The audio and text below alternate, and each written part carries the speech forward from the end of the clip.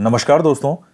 देखिए मित्रों, आज हम एनसीईआरटी की ज्योग्राफी का 9th क्लास का जो सेकंड चैप्टर है भारत का भौतिक स्वरूप ये पढ़ेंगे। और इसके साथ ही जो हमारी लास्ट क्लास हुई थी उसमें से आपको एक क्वेश्चन का जवाब देना है कि भारत का दक्षिणतम बिंदु कौन सा है। संपूर्ण भारत का दक्षिणतम बिंदु कौन सा है वो आप कमेंट करके बताइएगा। और इसके साथ ही देखिएगा, जो लास्ट क्लास जो हमारी थी इसमें फर्स्ट चैप्टर, उसमें क्षेत्रफल के अंदर भारत का 7वां स्थान था। जब मैंने आपको समझाया था तब मैंने कहा था कि चीन तीसरे स्थान पर आता है, अमेरिका चौथे स्थान पर आता है। एनसीईआरटी के अंदर यूएसए तीसरे स्थान पर है और चाइना 4th स्थान पर है। तो ये देखिए, ये दरअसल ये दोनों में ये क्यों चलता रहता है, कहीं आपको यूएसए मिलेगा, कहीं आपको चीन मिलेगा, कोई तीसरे पे, कभी ये चौथे पे। तो देखिए, किसी देश का क्षेत्रफल कैसे निर्धारित होता है, कोई अपने देश कैसे कहते हैं कि उसका क्षेत्रफल कितना है। तो कुछ इसमें जो देश हैं वो केवल जो उनका भूमि वाला क्षेत्र है, लैंड एरिया, कुछ उसको शामिल करते हैं। कुछ देश जो हैं वो लैंड एरिया के साथ साथ जो कोस्टल एरिया होता है, यानी तट वाला जो क्षेत्र होता है, तटीय क्षेत्र, और इस तटीय क्षेत्र के साथ में जो टेरिटोरियल वाला भाग होता है, इन सब को भी वो शामिल करते हैं। तो ये सब शामिल करते हुए जो चाइना है इसका ज़्यादा बताया आता था, और देश जो है लगभग इसमें शामिल करते ही हैं अपने इन सब चीज़ों को। तो इस कारण से चाइना का लगभग तीसरे स्थान पर ही आता है। अच्छी ऑथेंटिक किताबों में भी यही लिखा आता है कि चाइना तीसरे स्थान पर है, यूएसए 4th स्थान पर आता है। लेकिन अब जब चूंकि दोनों में डाउट की स्थिति रहती है और एनसीईआरटी की किताब के अंदर जब यूएसए तीसरे स्थान पर है तो आप यूएसए को ही तीसरे स्थान पर मानना, क्योंकि कल को कोई ऑब्जेक्शन वगैरह भी लगाना पड़े तो फिर ये एनसीईआरटी ही आपके काम आएगी। इसी का जो ऑब्जेक्शन है, क्योंकि जब या तो 100% हो कि ये ही है तो एक अलग चीज है, फिर एनसीईआरटी की गलत चीज है उसको भी नहीं माना जाएगा।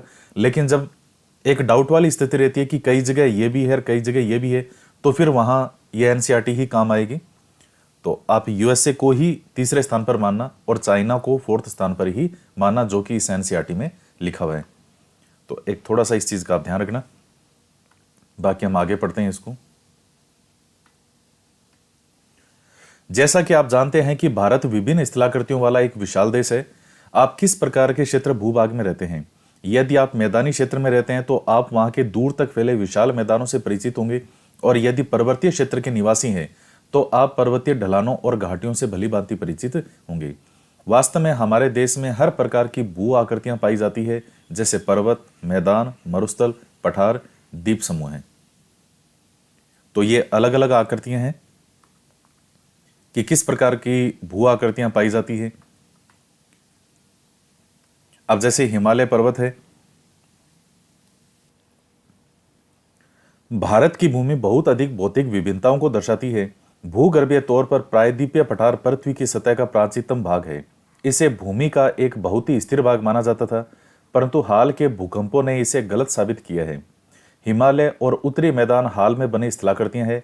भूगर्भ वैज्ञानिकों के अनुसार हिमालय पर्वत एक अस्थिर भाग है। हिमालय की पूरी पर्वत श्रृंखला एक युवा स्थलाकृति को दर्शाती है, जिसमें ऊंचे शिखर, गहरी घाटियां और तेज बहने वाली नदियां हैं।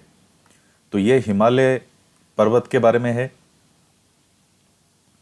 इसमें हिमालय के अंदर किस किस चीज को शामिल किया जाता है? तो हिमालय को हम 3 भागों में बांटते हैं, महान हिमालय, लघु हिमालय और लास्ट वाली जो आती है शिवालिक श्रेणी।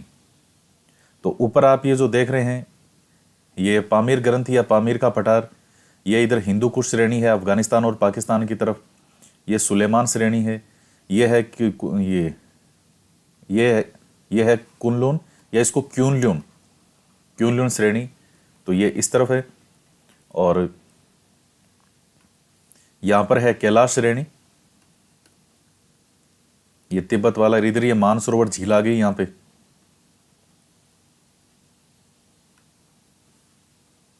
तो अभी और आएगा आगे ही।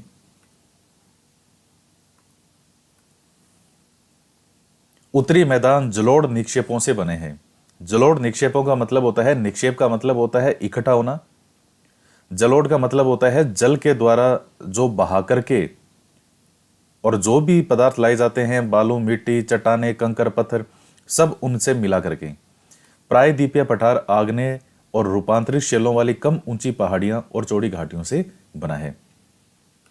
तो एक और चीज है कि ये भू आकृतियां किस किस तरह से बनी है, कौन कौन सी भू आकृतियां हैं।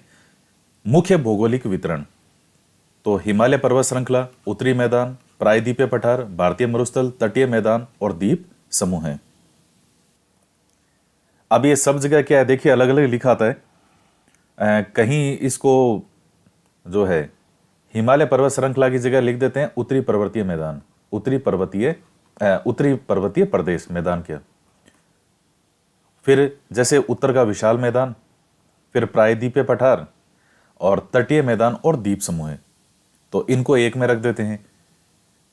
तो इस तरह से जो है कई बार इसका वर्गीकरण आ जाता है। भारतीय मरुस्थल को कोई कई बार मेंशन नहीं करते अलग से, जब प्रायद्वीपीय पठार वगैरह पढ़ते हैं तो आप उसी के अंदर एक पढ़ लेते हैं कि इस तरफ ये भारत का मरुस्थल भी है, थार का मरुस्थल, तो वो कोई पॉइंट नहीं है इसमें, कभी आता भी नहीं है कि कितने भागों में बांटा गया है। हिमालय पर्वत, भारत की उत्तरी सीमा पर विस्तृत हिमालय भूगर्भीय रूप से युवा और बनावट के दृष्टिकोण से वलित पर्वत श्रृंखला है। वलित का मतलब होता है मोड़दार। अब देखिए जो सेकंड ग्रेड के एग्जाम के अंदर जिन विद्यार्थियों ने कोर्स ले रखा है फर्स्ट पेपर का, वहां ये चीजें पूरी मैंने इतनी डिटेल में पढ़ाई है, तो वो अगर यहां साथ में पढ़ रहे हैं तो आपके लिए तो एक रिवीजन है, और उस मैटर के सामने तो ये बहुत कम है मैटर जो एनसीईआरटी के अंदर है। अब जैसे हिमालय पर्वत इसने सीधा ही लिख दिया पहला, जबकि पहला सही तरीके से हम लिखते हैं उत्तरी पर्वतीय प्रदेश। उसको 3 भागों में बांटते हैं, ट्रांस हिमालय, फिर आता है हिमालय और फिर आता है पूर्वांचल की पहाड़ियां। यह सही तरीके से उसकी व्याख्या है। ट्रांस हिमालय के अंदर आप ये पढ़ते हैं काराकोरम श्रेणी, लद्दाख श्रेणी, जास्कर श्रेणी और कैलाश श्रेणी, ये आती है ट्रांस हिमालय में। ये हिमालय से अलग है, ये ट्रांस हिमालय। ये ट्रांस हिमालय जो है ये बेसिकली यूरेशिया का पार्ट माना जाता है। जो ऊपर प्लेट है यूरेशिया प्लेट, जब इंडिक प्लेट जिसको भारतीय प्लेट भी आप कह सकते हो ये, और जब यूरेशिया प्लेट, इनके बीच में था 33 महासागर। ये दोनों प्लेटें जब एक दूसरे की तरफ आई तो जो बीच में 33 महासागर में जो मलबा था वो ऊपर उठने लगा और वही कहलाया हिमालय, और उसमें मोड़ से बन गए, तो इसलिए उसको वलित या मोड़दार पर्वत भी कहते हैं। और चूंकि हिमालय एक नवीन पर्वत है, लेकिन यूरेशिया प्लेट तो ऑलरेडी पहले से थी।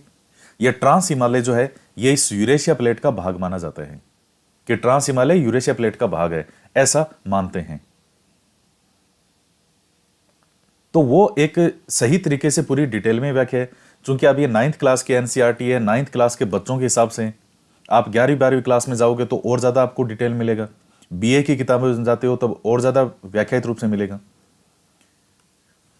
तो यहां जैसे सीधा ही पहला पॉइंट हिमालय पर्वत कह दिया। हिमालय पर्वत एक उत्तरी पर्वतीय प्रदेश का केवल एक भाग है, जिसमें महान हिमालय, लघु हिमालय और शिवालिक श्रेणी, या जिसको आप उप हिमालय या बाह्य हिमालय भी कहते हो, इन 3 भागों में बांटते हैं हिमालय को। ट्रांस हिमालय अलग आता है, पूर्वांचल की पहाड़ियां अलग है।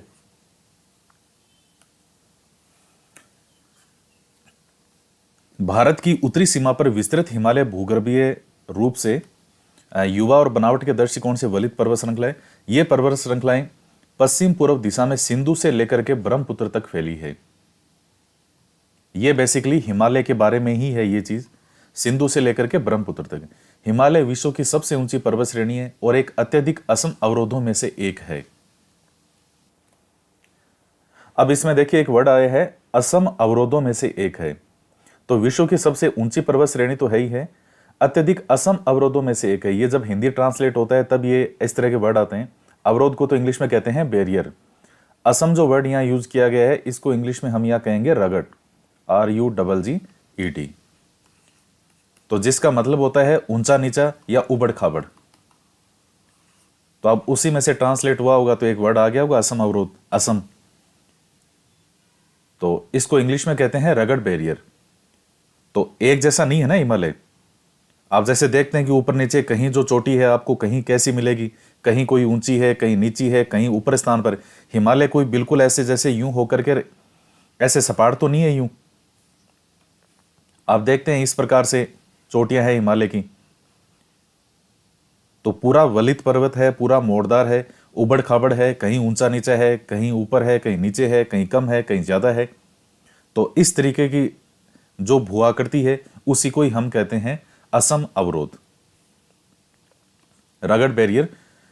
ये 2400 किलोमीटर की लंबाई में फैले एक अर्धवर्त का निर्माण करते हैं।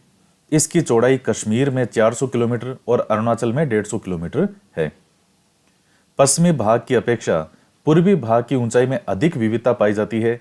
अपने पूर्व देशांतरीय विस्तार के साथ हिमालय को 3 भागों में बांट सकते हैं। इन श्रृंखलाओं के बीच बहुत अधिक संख्या में घाटियां पाई जाती है। सबसे उत्तरी भाग में, अब ये देखिए घाटियां कैसे पाई जाती है, इसी रगड़ बैरियर के कारण। कहीं ऊंचा, कहीं नीचा है, कहीं कैसा है। तो ये ऊंचा नीचा है, या आप कहो असम अवरोध है, इसीलिए तो घाटियां पाई जाएगी इनमें। 2 स्थानों के मध्य जो गहरा स्थान होता है उसी को घाटियां कहते हैं। सबसे उत्तरी भाग में स्थित श्रृंखला को महान या आंतरिक हिमालय या हिमाद्री कहते हैं। यह सबसे अधिक सतत श्रृंखला है, जिसमें 6000 मीटर की औसत ऊंचाई वाले सर्वाधिक ऊंचे शिखर हैं। यह जानकारियां बहुत महत्वपूर्ण है। यह बेसिकली देखिए सिर्फ हिमालय पर्वत के बारे में बता रहे हैं। तो ये इंफॉर्मेशन सारी बिल्कुल सटीक और सही इंफॉर्मेशन है। हिमालय के कुछ ऊंचे शिखर, माउंट एवरेस्ट जो कि नेपाल में है 8848, कंचनजंगा भारत जो सिक्किम और उस तरफ है, ये नेपाल की तरफ, तो भारत में आएगा, सिक्किम में 8598, मकालू नेपाल में, धौलागिरी नेपाल में 8481, 8172, और नंगा पर्वत जो है यह भारत में 8126, अन्नपूर्णा नेपाल में 8078, नंदा देवी भारत में 7817, कामेट भारत में 7756, नामचा बरवा भारत 7756 और गुरला मंदाता नेपाल में 7728।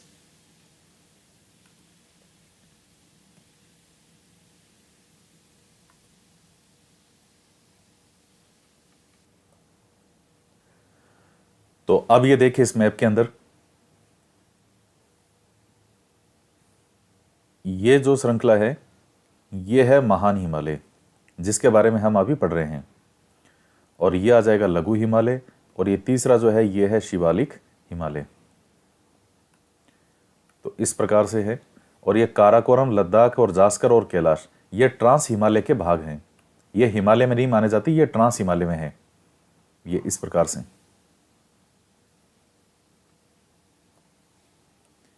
और ये मानसरोवर झीलमेर, यहां से इसके पास से ये सांगपो नदी कौन सी है, ब्रह्मपुत्री है। और यहां से फिर ये सिंधु नदी है, यही मानसरोवर झील के पास से। तो लद्दाख और जास्कर जो है इनके बीच में बहती है सिंधु नदी। इस प्रकार से बीच में से बहते हुए यूं आएगी, ये यूं ऐसे यूं। तो लद्दाख और जास्कर के बीच में सिंधु नदी बह करके जाती है और नंगा पर्वत को काटते हुए जो है इधर पाकिस्तान की तरफ चली जाती है। बाकी ये पर्वत चोटियां हैं, धौलागिरी, अन्नपूर्णा, मकालू, ये एवरेस्ट, ये सब आप देखिए कहाँ है, नेपाल में है। और ये कामेट, ये नंदा देवीर, ये आपको इधर उत्तराखंड में इधर मिलेंगे। ये शिपकिला दर्रा है हिमाचल की तरफ, जो नदी आती है सतलज, यहाँ मानसरोवर झील के पास में है राकसताल झील, तो वहां से आती है, तो वो इसी शिपकिला दर्रा के पास से होकर के भारत में प्रवेश करती है। ये जा रही यहां से सतलज।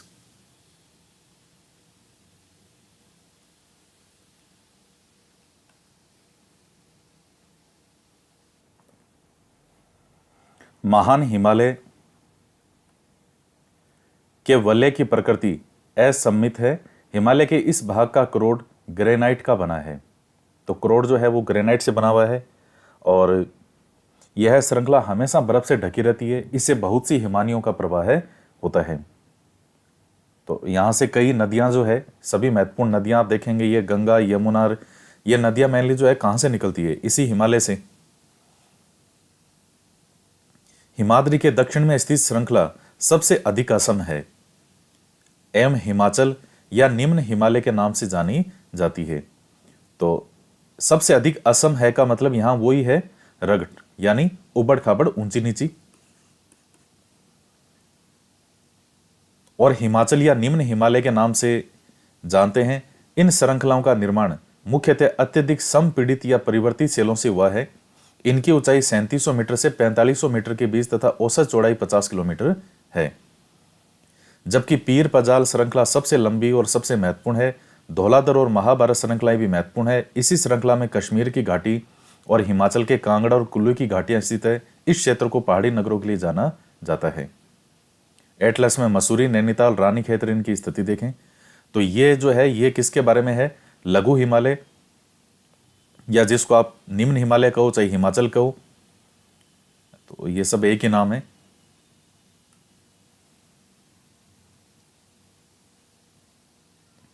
तो इसमें एक तो क्या है, ये ऊंचाई है यहाँ 3700 मीटर से 4500 मीटर औसत ऊंचाई है, औसत चौड़ाई है 50 किलोमीटर। और ये पीर पंजाल, धौलाधर, महाभारत, ये सब जो है एक इसमें नाग टिब्बा और आती है। ये सब के सब जो हैं ये किसके भाग हैं? इसी के भाग हैं। किसके? जो दूसरा है इस महान हिमालय के नीचे जो है वो कौन सा है? हिमाचल निम्न हिमालय या लघु हिमालय, उसका पार्ट है।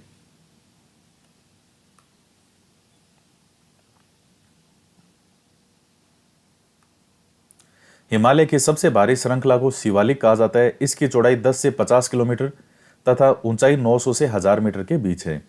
ये श्रृंखलाएं उत्तर में स्थित मुख्य हिमालय की श्रृंखलाओं से नदियों द्वारा लाई गई असंपीड़ित अवसादों से बनी है। ये घटिया बजरी और जलोढ़ की मोटी परत से ढकी हुई है। निम्न हिमाचल और शिवालिक के बीच में स्थित लंबवत घाटी को दून के नाम से जानते हैं। कुछ प्रसिद्ध दून है देहरादून, कोटली दून, पाटली दून। तो इसमें तीसरा जो है इसको शिवालिक को बाह्य हिमालय भी कहा जाता है या उप हिमालय भी कहते हैं। इसकी चौड़ाई कितनी है यहाँ पर? 10 से 50 किलोमीटर के मध्य, और औसत ऊंचाई है 900 से 1100 मीटर के बीच। और बाकी ये असंपीड़ित अवसादों से ये कोई इतना नहीं है।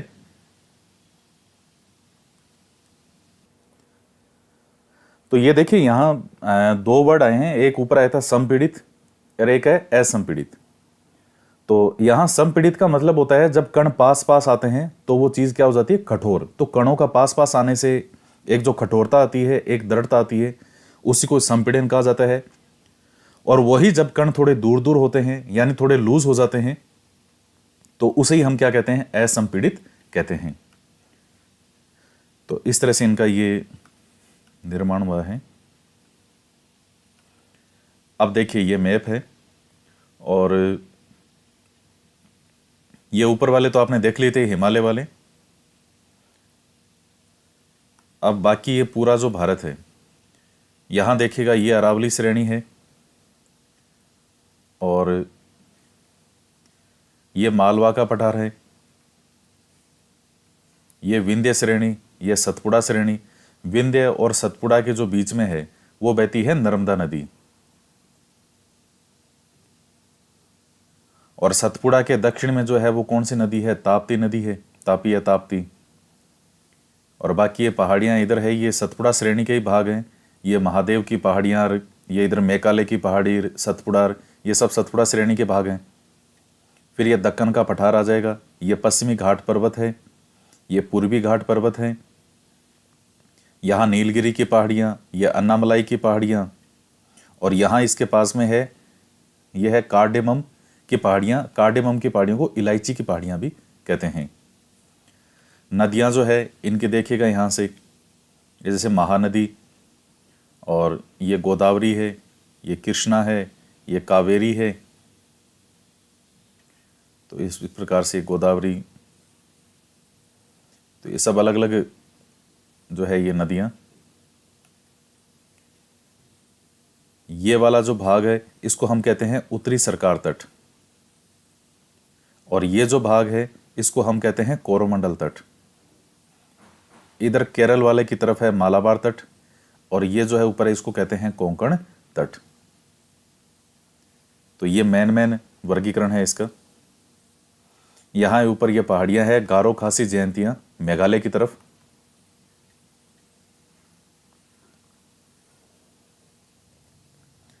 और इधर जो है ये देखिए, ये अंडमान निकोबार द्वीप समूह हो गया, और इस तरफ जो है ये लक्षद्वीप आ गया। तो ये पूरा अलग अलग विभाजन है। इतना खूबसूरत भारत है, दुनिया का सबसे सुंदर देश है।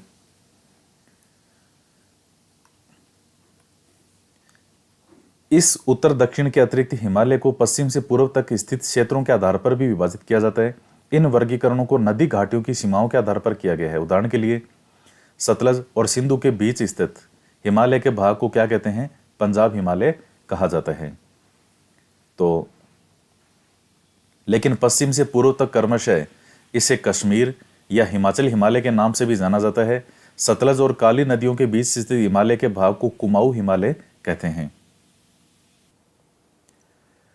देखिए, ये दरअसल जो वर्गीकरण किया गया था ये सिडनी बुरार्ड के द्वारा किया गया था, और सिडनी बुरार्ड ने ये जो वर्गीकरण है ये कुछ नदियों के मध्य भाग के आधार पर किया है कि दो नदियों के जो मध्य का भाग है उसको हम क्या कहेंगे।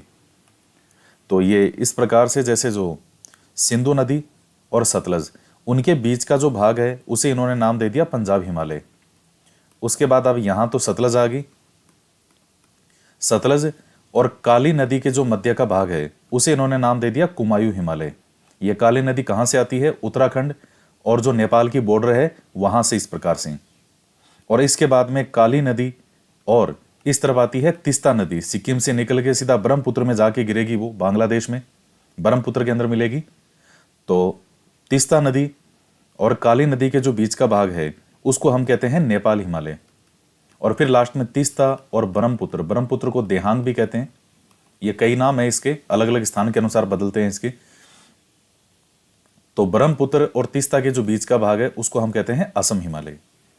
तो ये चार नाम ध्यान रखिएगा: पंजाब हिमालय, कुमायूं हिमालय, नेपाल हिमालय और असम हिमालय।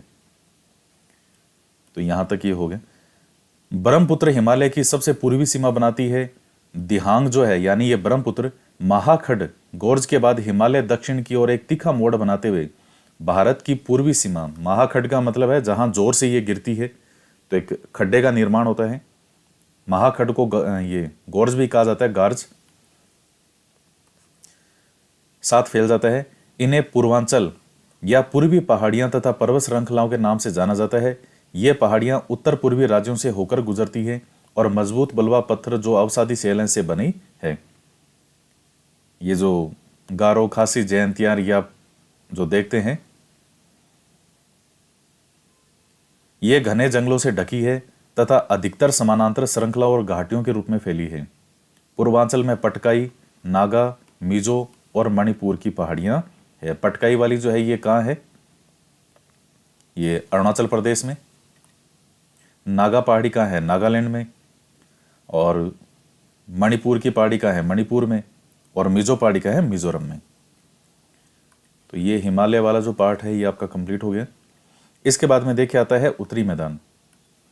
उत्तरी मैदान तीन मुख्य नदी प्रणालियों सिंधु, गंगा और ब्रह्मपुत्र और इसकी सहायक नदियों से बना है। यह मैदान जलोढ़ मृदा से बना है। लाखों वर्षों में हिमालय के गिरिपाद में स्थित बहुत बड़े बेसिन में जलोढ़ों का निक्षेप हुआ, जिससे इस उपजाऊ मैदान का निर्माण हुआ। हिमालय के गिरिपाद में, यानी हिमालय के पांव में, यहां जैसे लास्ट जो इसकी श्रेणी है, शिवालिक श्रेणी हिमालय की, वो समाप्त होगी। अब इसके दक्षिण की तरफ, इसके पांव की तरफ, तो यहां जो है वो है उत्तर का विशाल मैदान। तो नदियों के द्वारा जो बहा करके मिट्टी लाएगी उसी को हम जलोढ़ मिट्टी कहते हैं। इसका विस्तार 7 लाख वर्ग किलोमीटर के क्षेत्र में है। यह मैदान लगभग 2400 किलोमीटर लंबा और 240 से 320 किलोमीटर चौड़ा है। यह सघन जनसंख्या वाला भौगोलिक क्षेत्र है। समृद्ध मृदा आवरण, पर्याप्त पानी की उपलब्धता और अनुकूल जलवायु कारण कृषि की दृष्टि से यह भारत का अत्यधिक उत्पादक क्षेत्र है। कौन सा? ये वाला जो उत्तर का विशाल मैदान है। ब्रह्मपुत्र नदी में स्थित माजुली विश्व का सबसे बड़ा नदीय द्वीप है। यहाँ लोगों का निवास है। माजुली द्वीप जो है वो असम में बना हुआ है। ये जब नदी बहती है तो बीच के अंदर जैसे एक द्वीप की स्थिति हो जाती है, बीच में जो एक ऊंचा उठा हुआ भाग है और चारों तरफ पानी पानी है, उसको हम द्वीप कहते हैं। तो ये नदी द्वीप है। तो ये सबसे बड़ा नदी द्वीप है। हालांकि और भी द्वीप है यहाँ पे, लेकिन ये सबसे बड़ा नदी द्वीप है। उत्तरी पर्वतों से आने वाली नदियां निक्षेपण कार्य में लगी है। निक्षेपण का मतलब जमाव। नदी के निचले भागों में ढाल कम होने के कारण नदी की गति कम हो जाती है, जिसके परिणाम स्वरूप नदीय द्वीपों का निर्माण होता है। नदियां अपने निचले भाग में गाद एकत्रित हो जाने के कारण वो जो साथ में जो सामान लाती है, जैसे मिट्टी, कंकड़, पत्थर वगैरह, जैसे मान लीजिए मिट्टी वगैरह है, तो ये सब चीजें तो बहुत सी धाराओं में बंट जाती है। इन धाराओं को वितरिकाएं कहा जाता है। दोआब क्या होता है? दो नदियों के बीच का भाग। तो दो शब्दों से मिलकर के बनाए, एक तो दो और आब। आब का मतलब होता है पानी। इसी प्रकार पंजाब भी दो शब्दों से मिलकर के बना है। पंच का अर्थ होता है पांच और आब का अर्थ होता है पानी।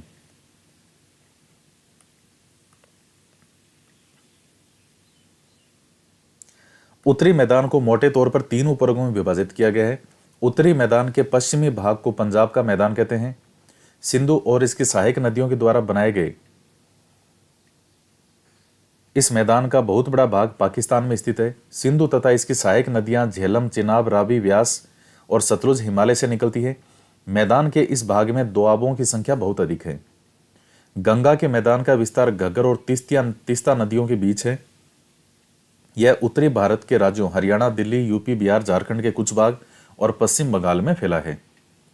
मैन आपके दिमाग में जब उत्तर का विशाल मैदान जब आप पढ़ते हो और आपके मस्तिष्क में जो एक छवि आती है वो यही गंगा के मैदान की ही आती है, क्योंकि यूपी बिहार वाला क्षेत्र ये आपके दिमाग में आता है, तो वही है गंगा का जो मैदान है। ब्रह्मपुत्र का मैदान इसके पश्चिम विशेषकर असम में स्थित है।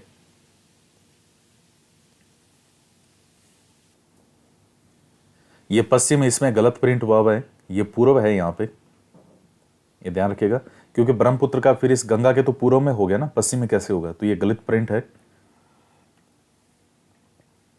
उत्तरी मैदानों की व्याख्या सामान्यतः इसके ऊंचावचों में बिना किसी विविधता वाले समतल स्थल के रूप में की जाती है। यह सही नहीं है। इन विस्तृत मैदानों की भौगोलिक आकृतियों में भी विविधता है।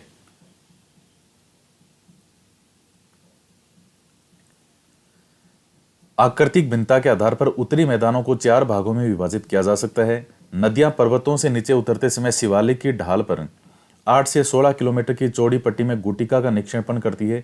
इसे भाबर के नाम से जाना जाता है। देखिए ये गुटिका, ये क्या, ये सब है क्या? जब आप ये चार भागों में बांटते हैं, भाबर, तराई, बांगर और खादर। अब ये है क्या? शिवालिक श्रेणी जो है सबसे लास्ट, अब उसके जस्ट नीचे नदियां आके गिरेगी, तो चूंकि उसके शिवालिक श्रेणी के जस्ट नीचे तो भाटे मिलेंगे बहुत बड़े बड़े। भाई जस्ट जो पर्वत खत्म हो रहा है, पर्वत के बिल्कुल पास में मैदान थोड़ी हो जाएगा। पर्वत के पास में तो ऊपर से जो सिलाई वगैरह भी गिर रही है, प्लस वहां भी जो खुद का भी उसका भाग जो है वो कैसा होता है? पथरीला होता है, तो वो खेती के लिए उपयुक्त नहीं होता, कृषि के लिए। और नदियां जो ऊपर से आ रही है हिमालय से बह करके, वो स्पष्ट रूप से वहां इतनी नजर भी नहीं आती। कौन से भाग में? इस भाबर वाले में। तो यहां से शिवालिक श्रेणी से नीचे जब नदियां वगैरह गिरेगी तो वो पत्थर इतने बड़े बड़े होते हैं कि वहां नदियां उन पत्थरों के नीचे से ही बह करके निकल जाती है। वो इतनी स्पष्ट रूप से ऊपर नजर नहीं आती। और इसके और आगे जब आप चलोगे 8 से 16 किलोमीटर की चौड़ी पट्टी के बाद में, अब इसके और आगे आओगे तो फिर आपको मिलेगा तराई प्रदेश। यहां अब वो नदियां स्पष्ट रूप से ऊपर आपको दिखाई देने लगती है और यहां खेती भी हो सकती है। बांगर प्रदेश होता है जहां बाढ़ का पानी जो है वो नहीं पहुंचता, थोड़े ऊंचे उठे हुए भाग होते हैं और बहुत उपजाऊ होते हैं बांगर प्रदेश। खादर प्रदेश होते हैं जहां बार बार बाढ़ का पानी हर वर्ष पहुंचता है। पानी नदियों के द्वारा जो नया पानी लाया जाता है वो लगातार वहां तक फैलता रहता है, जाता रहता है। ये बाग ज्यादा ऊंचे उठे हुए नहीं होते साइड से, तो इसीलिए पानी फैल जाता है। बांगर बाग थोड़े ऊंचे उठे हुए होते हैं। तो पुराने जलोढ़ का मैदान बांगर और नई जलोढ़ का मैदान, जो नई मिट्टी बार बार लाई जाती है, उसको हम कहते हैं खादर का मैदान। अभी इतनी सी बात है। तो सभी सरिताएं इस भाबर पट्टी में विलुप्त हो जाती है। सरिताओं से मतलब नदियों से। इस पट्टी के दक्षिण में ये सरिताएं और नदियां पुनः निकल आती है। कहां? इस तराई प्रदेश में। ये मैंने आपको समझाया अभी। ये नम और दलदली क्षेत्र का निर्माण करती है। यह वन्य प्राणियों से भरा घने जंगलों का क्षेत्र था।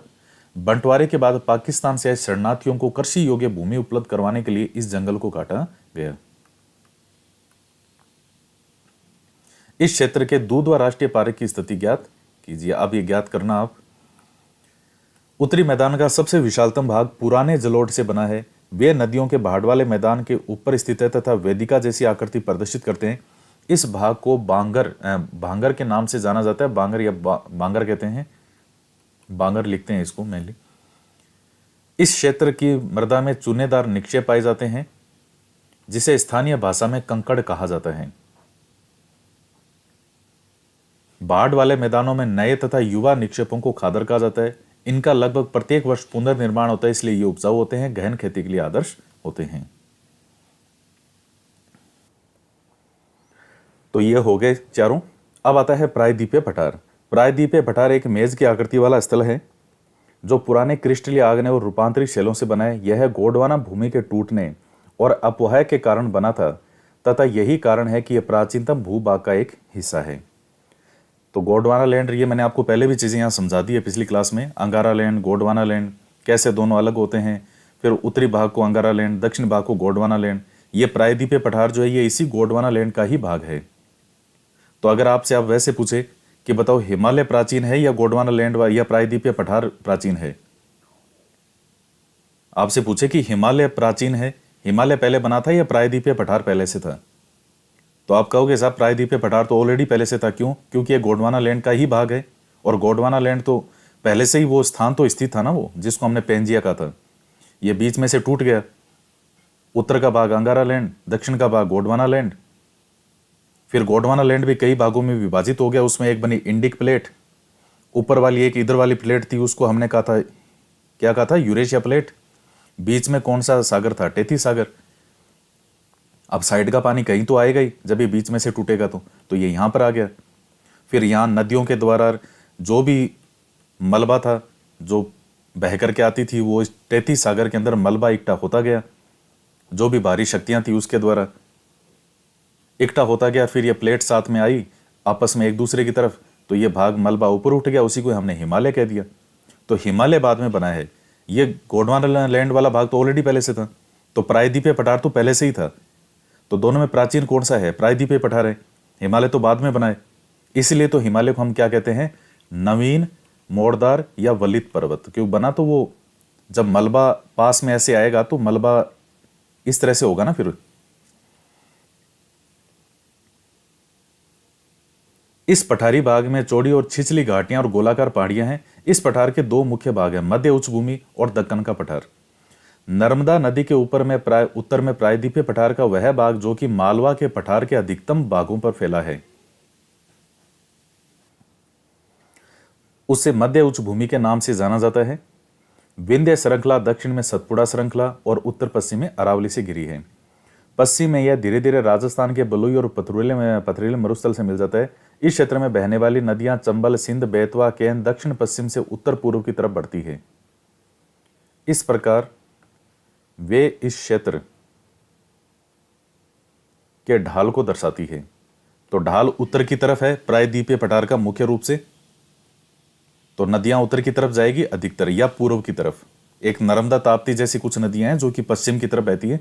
बाकी प्रायद्वीपीय पठार में अगर आप देखोगे तो उत्तर और पूर्व की तरफ इसी तरफ आपको नदियां मिलेगी। ये जैसे आप राजस्थान पढ़ते हो, चंबल वगैरह आप देख लीजिए, ये यूं आके यूं ही जाती है, मध्य प्रदेश राजस्थान की सीमा बनाते हुए फिर आगे जाकर के यमुना में मिल जाती है। चाहे सोन नदी हो या ये जो भी दक्षिण की तरफ से नदियां उत्तर की तरफ बहती है कई, और अधिकतर पूर्व की तरफ जाएगी यूं। मध्य उच्च भूमि पश्चिम में चौड़ी और पूर्व में संकीर्ण है। इस पठार के पूर्वी विस्तार को स्थानीय रूप से बुंदेलखंड और बघेलखंड के नाम से जाना जाता है। इसके और पूर्व के विस्तार को दामोदर नदी द्वारा अपवाहित छोटा नागपुर का पठार दर्शाता है। तो ये सारा भी मैप में मैंने आपको दिखाया था। ये बुंदेलखंड, बघेलखंड, ये छोटा नागपुर का पठार। दक्षिण का पठार एक त्रिभुजाकार भूभाग है जो कि नर्मदा नदी के दक्षिण में है। उत्तर में इसके चौड़े आधार पर सतपुड़ा की श्रृंखला, जबकि महादेव, कैमूर की पहाड़ी और मैकाल श्रृंखला इसके पूर्वी विस्तार हैं। किसके हैं? इसी सतपुड़ा के। भारत के भौतिक मानचित्र पर इन पहाड़ियों और श्रृंखलाओं की स्थिति को ज्ञात करें। दक्षिण का पठार पश्चिम में ऊंचा और पूर्व की ओर कम ढाल वाला है। इस पठार का एक भाग उत्तर पूर्व में भी देखा जाता है जिसे स्थानीय रूप से मेघालय, कार्बी एंगलोंग पठार तथा उत्तर कचार पहाड़ी के नाम से भी जाना जाता है। उत्तर पूर्व की तरफ मेघालय की साइड में यह एक भ्रंश के द्वारा छोटे नागपुर पठार से अलग हो गया है। पश्चिम से पूर्व की ओर 3 महत्वपूर्ण भ्रंश क्या होता है, एक दरार, कोई भाग 2 ऊपर नीचे हो जाते हैं तो जो बीच में एक दरार आती है उस दरार को ही हम भ्रंश कहते हैं। 3 महत्वपूर्ण श्रृंखलाएं गारो, खासी और जयंतियां है।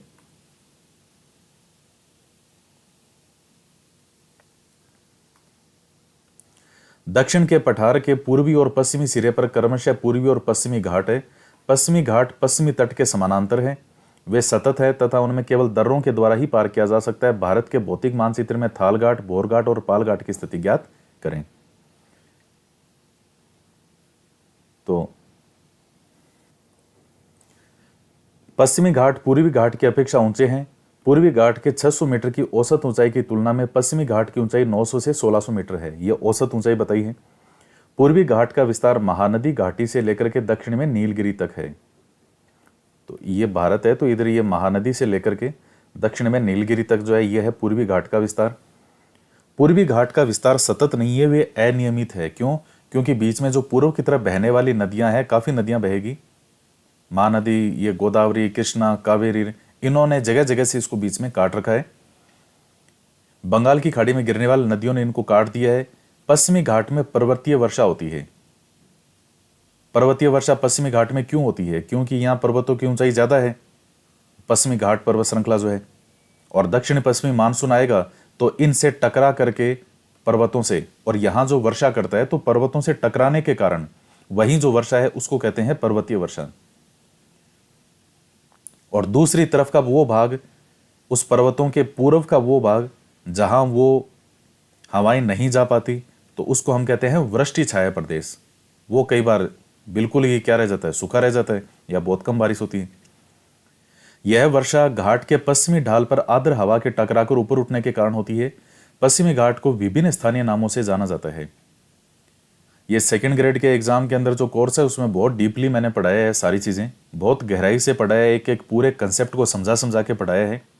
पर्वतीय वर्षा कहाँ होती है, चक्रवातीय वर्षा कहाँ है, किस स्थान पे पर्वतीय वर्षा होगी, कौन सा वृष्टि छाया प्रदेश है, कौन सा चक्रवातीय वर्षा वाला भाग है। बंगाल की खाड़ी में जो अधिकतर वर्षा है वो चक्रवातीय वर्षा कहलाती है, जो इधर होगी। ये गारो, खासी, जयंतिया, मासिंदराम, उधर जो वर्षा है उसी को हम कौन सी वर्षा कहते हैं? पर्वतीय वर्षा, क्योंकि वहां पर्वतों से टकरा के गिरने के कारण हवा जो है वहां वर्षा करेगी। पश्चिमी घाट की ऊंचाई उत्तर से दक्षिण की ओर बढ़ती जाती है, उत्तर से दक्षिण की ओर। इस भाग के शिखर ऊंचे हैं, जैसे अनाईमुड़ी 2695 मीटर, तो यह दक्षिण भारत की सबसे ऊंची चोटी है अनाईमुड़ी जो है अन्नामलाई की पहाड़ियों में, तथा डोडा बेटा 2633 मीटर। पूर्वी घाट का सबसे ऊंचा पर्वत शिखर है महेंद्रगिरी 1500 मीटर। पूर्वी घाट के दक्षिण पश्चिम में सेवराय और जावेड़ी की पहाड़ियां स्थित है।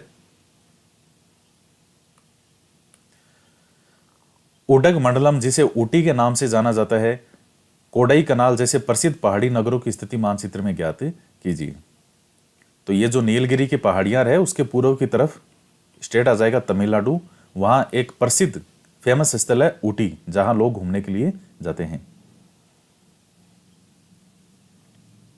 प्रायद्वीपीय पठार की एक विशेषता यहां पाई जाने वाली काली मृदा है, जिसे दक्कन ट्रेप के नाम से भी जाना जाता है। इसकी उत्पत्ति ज्वालामुखी से हुई है। इसलिए इसके शैल जो है वो आग्नेय है। वास्तव में इन शैलों का समय के साथ में अपर्दन हुआ है, जिनसे काली मृदा का निर्माण हुआ है। अरावली की पहाड़ियां प्रायद्वीपीय पठार के पश्चिमी और उत्तरी पश्चिमी किनारे पर स्थित हैं।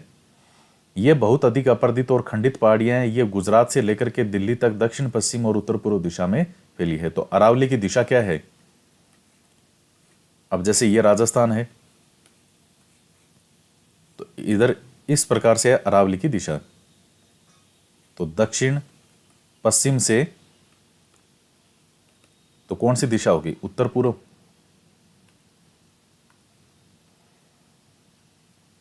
अब आता है भारतीय मरुस्थल। अरावली पहाड़ी के पश्चिमी किनारे पर थार का मरुस्थल है। यह बालू के टिब्बों से ढका एक तरंगित मैदान है। इस क्षेत्र में प्रति वर्ष 150 mm से भी कम वर्षा होती है। इस शुष्क जलवायु वाले क्षेत्र में वनस्पति बहुत कम है। वर्षा ऋतु में केवल कुछ ही सरिताएं दिखती है, उसके बाद यह बालू में विलीन हो जाती है। पर्याप्त जल नहीं मिलने से वे समुद्र तक नहीं पहुंच पाती। केवल लूणी ही इस क्षेत्र की सबसे बड़ी नदी है। बरखान अर्धचंद्राकार बालू का टीला का विस्तार बहुत अधिक क्षेत्र पर होता है, इसलिए लंबवत टीले भारत पाकिस्तान सीमा के समीप प्रमुखता से पाए जाते हैं। तो बरखान क्या है? अर्धचंद्राकार बालू के टीले हैं, लगातार हवाएं चलती है तो मरुस्थल के अंदर इस तरह की आकृतियां बनती है, फिर हटती है, फिर दूसरे स्थान पर बनती है। अब आता है तटीय मैदान। प्रायद्वीपीय पठार के किनारों संकीर्ण तटीय पट्टियों का विस्तार है। अब देखिए, ये जैसे दक्षिण भारत है, ये पश्चिमी घाट पर्वत, ये पूर्वी घाट पर्वत। अब यहां जहां पूर्वी घाट पर्वत का सबसे पूर्व का हिस्सा और एक तरफ समुद्र आ गया, तो अब ये जो है इनको हम कहते हैं तटीय मैदान। और सेम ये स्थिति पश्चिम की तरफ है।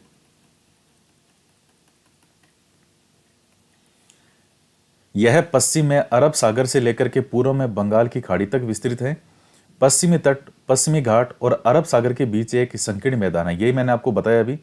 पश्चिमी तट क्या है? पश्चिमी घाट पर्वत श्रृंखला पूरी, और एक तरफ अरब सागर। तो अब बीच में क्या है? तटीय मैदान। इस मैदान के 3 भाग हैं। तट के उत्तरी भाग को कोंकण तट,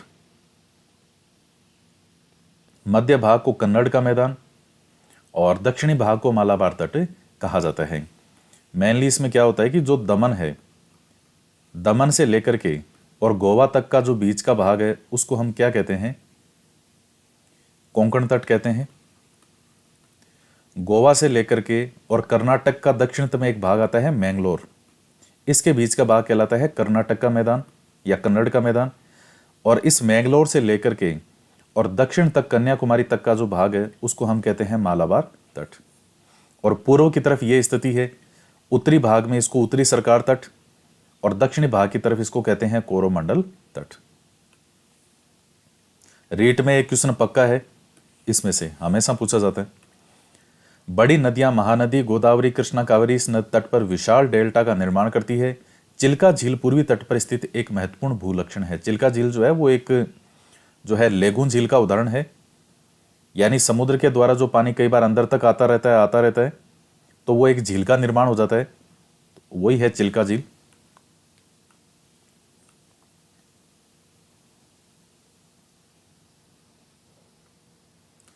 चिल्का झील भारत में खारे पानी की सबसे बड़ी झील है। यह ओडिशा में महानदी डेल्टा के दक्षिण में स्थित है। तो भारत की खारे पानी की सबसे बड़ी झील मानी जाती है चिल्का। द्वीप समूह है। आप पहले ही देख चुके हैं कि भारत का मुख्य स्थल भाग अत्यधिक विशाल है। इसके अतिरिक्त भारत में 2 द्वीपों का समूह भी स्थित है। क्या आप इन द्वीप समूहों को पहचान सकते हैं?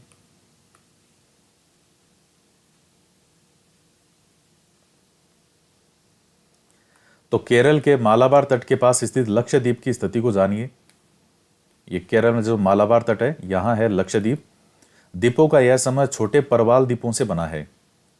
पहले इनको लकाद्वीप, मिनिकॉय और एमिन द्वीप के नाम से जाना जाता था। 1973 में इनका नाम लक्षद्वीप रखा गया। यह 32 वर्ग किलोमीटर के छोटे से क्षेत्र में फैला है। कावारती द्वीप लक्षद्वीप का प्रशासनिक मुख्यालय है। ये कावारती राजधानी है लक्षद्वीप की। इस द्वीप समूह पर पादप और जंतु के बहुत से प्रकार पाए जाते हैं। पिटली द्वीप, जहां मनुष्य का निवास नहीं है, वहां एक पक्षी अभयारण्य है। अब बंगाल की खाड़ी में उत्तर से दक्षिण की तरफ फैले द्वीपों की श्रृंखला की ओर ध्यान दीजिए। यह अंडमान और निकोबार द्वीप हैं। यह द्वीप समूह आकार में बड़े संख्या में बहुल और बिखरे हुए हैं। यह द्वीप समूह मुख्यतः 2 भागों में बांटा गया है, उत्तर में अंडमान और दक्षिण में निकोबार। तो अब ये परवाल वगैरह क्या होता है? तो ये पॉलिप्स जो हैं, ये कम समय तक जीवित रहने वाले सूक्ष्म प्राणी होते हैं, समूह में रहते हैं। तो इनके जो खोल हैं, इनकी मृत्यु हो जाती है, इनके खोल जो हैं तो समूह में रहते हैं। तो इस प्रकार से ये एक दीवार की तरह है। परवाल भित्ति का मतलब होता है दीवार। इनका विकास छिछले और गर्म जल में होता है। परवाल स्त्राव और परवाल अस्थियां टीले के रूप में निक्षेपित होते हैं। 3 प्रकार के होते हैं: परवाल रोधिका, तटीय परवाल भित्ति और परवाल वलय द्वीप। ऑस्ट्रेलिया का ग्रेट बैरियर रीफ जो है ये परवाल रोधिका का अच्छा उदाहरण है। परवाल वलय द्वीप गोलाकार या होर्सू आकार वाले रोधिका होते हैं। मैन परवाल का ही ध्यान में रखना है लक्षद्वीप के संदर्भ में।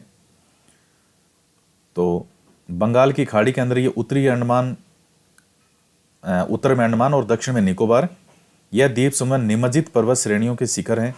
यह द्वीप समूह देश की सुरक्षा के लिए बहुत महत्वपूर्ण है।